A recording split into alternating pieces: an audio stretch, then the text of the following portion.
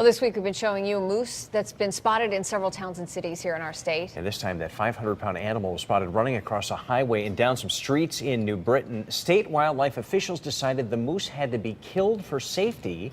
News 8's Neka Nwosu has reaction from people in town who saw it all. Neka?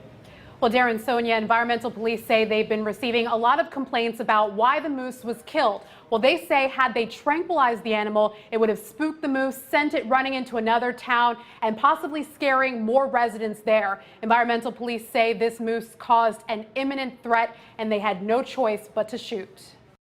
A moose that looks just like this, 500 pounds, 5 feet tall, led police on a chase across highways and through streets of New Britain. All of a sudden, they ran across our parking lot onto Curtis, and that's when one of my employees called me, and we went out there, and there's a moose trotting down Curtis Street.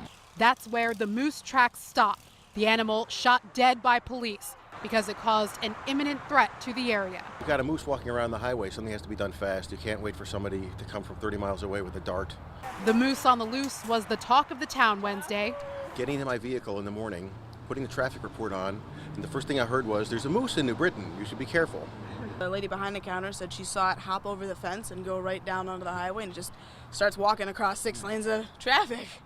Moose have been getting a lot of attention throughout the state. There's even a Facebook page dedicated to one moose that keeps showing up in New Milford. Residents have named him Marty, and he already has more than 4,900 likes. Environmental police tell us there are somewhere between 100 and 150 moose in the state. This is a picture of a moose spotted in New Milford Tuesday. People who have seen moose up close say it is unlike anything they've seen. It's pretty massive. It was cool to see. It was an interesting sight.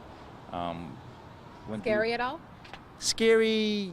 Not really. I wasn't really scared. It was more of what is a moose doing here in New Britain?